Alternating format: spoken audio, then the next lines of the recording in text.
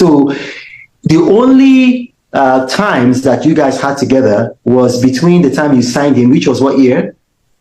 2019, my hottest year. I signed him my hottest year, 2019, December. Okay. December, so 2019 to 2022, you signed him, you recorded him, and then after that, he left.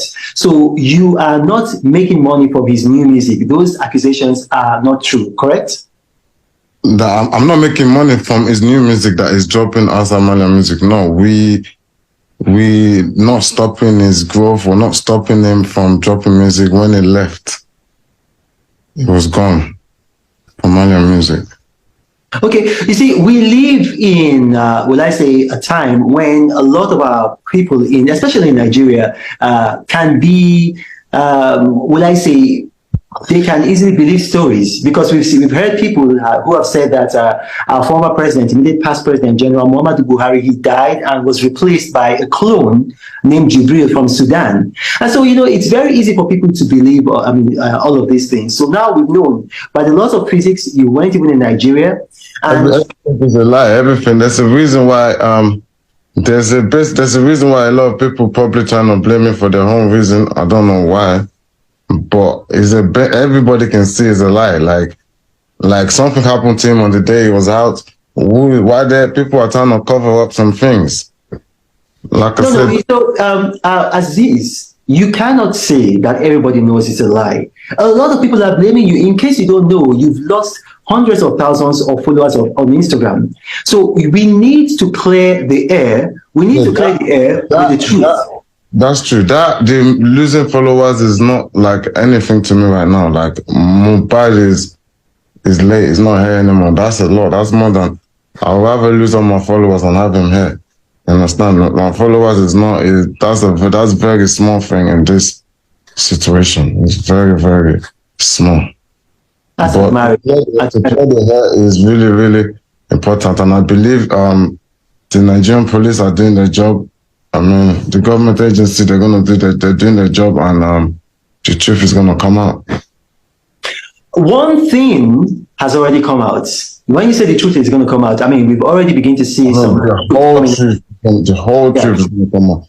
No, but we've already begun to see some truth coming out. The hospital, or I mean, I don't know if you could call it a hospital, let's say the clinic or the medical facility that he was taken to, they said that he was brought in dead on arrival. But we do know that one of the young men around him, let's say essentially a groupie, had said that he spoke with him while he was at the clinic and that he talked with him and he took a photo with him. But then this actually contradicts the story from the medical facility that he was brought in dead.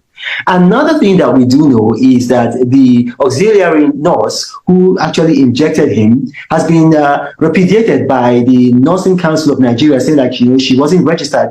Essentially, she was a quack. So we're beginning to see some of these things come to light, and I think in the coming days, the opinion of the public might change. My question to you, Aziz Additional Fashola, is this: are you willing to go back to Nigeria if the Nigerian police wants to question you? 100%, they can guarantee my safety. Okay. Yes. There's a lot of hungry mom that don't really want to know the truth. They've been poisoned by the media, so they can guarantee my safety. I'll be there. That's a very reasonable request, because I mean, I had people in Nigeria because of my political views who were very, very morbidly against me, and I went to Nigeria. I went to Nigeria. I didn't have any security though, but I went to Nigeria. And I was able to. I stayed, I think, about 48 hours in Nigeria.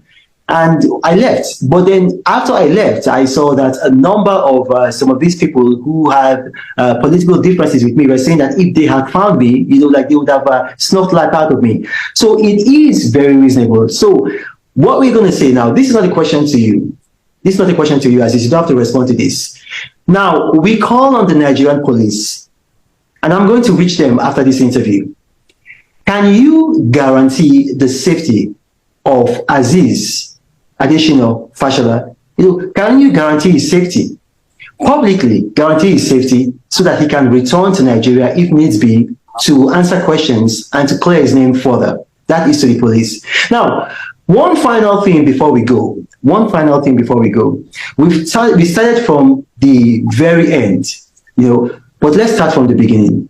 How did you meet this young man, Ilerioluwa Oladimeji Aloba? How did you meet him? I met him online. I met him by seeing his videos online, his freestyles, his songs, or there's some when he just used some of my words, or when he I've just been watching him online, and I sent him a message. Wow. And who gave him the name Mohbad? I don't know. That's the name I met him with. Okay, now one last thing. I know I said the last question, but one last thing. I'm like Oliver Twist. One last thing. We saw a video by, would I say, a pastor. It's a 70-year-old pastor. Whether it's 69, it's going to be 70. Pastor Tunde Bakare. And he said the reason why Mohbad died was because he was hanging around bad people.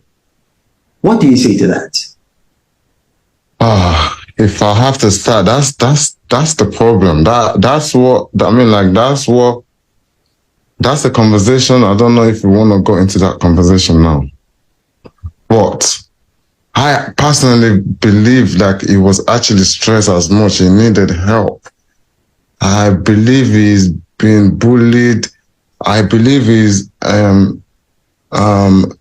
in whatever, there's people on his neck, there's people all over him that is in danger, but he's just not in danger from us. He's not in danger from me. If he's in danger from me, if anybody's scared of me, you will see nobody's going to come out on videos doing all of this. I don't belong to any court whatsoever. I moved to Nigeria in 2019 from England. I don't know what court is. Like, I've been getting away from the courts in Nigeria. I've been running away. There's so many times in this Lagos, I've been getting away from it. I'm actually anti-courts. I'm against it because of so many times they've tried to force me in it, but thank God they've never succeeded in doing it. So talking about that, I really think everybody that's acting like they're trying to help, they're not trying to help. I believe that they know a lot of things. People around them know a lot of things. I believe they know a lot of things because if they stop taking the conspiracy, if they stop directing the conspiracy my way, maybe people will see a lot of things. I do understand maybe you're surrounding yourself with a lot of bad people, like a lot of cultists. And I can see from the way people are trying to cover up, and the people that are coming up and the people that are sending money from the beginning, and with the experience of what has happened around them.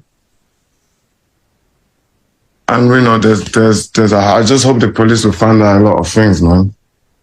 Well, we've been able to clear up a lot of issues, and I really thank you, Aziz Adesina Fashola, for talking to me. And I just want to say this, to the world listening, because we're going to have people from all over the world globally listening. We're going to have a global audience. The Nigerian police and the Nigerian law enforcement have actually been doing an excellent job in unraveling the circumstances that led to the death of Ilerioluwa Oladimeji Aloba. They've had a postmortem. They've had an autopsy done in record time. His body was exhumed, and right now there's a coroner's inquest. And I urge the world, the global media, to be patient. The Nigerian police, they're going to unravel the circumstances that led to his death. Aziz, thank you for joining us, and God bless. Thank you for having me. Thank you very much.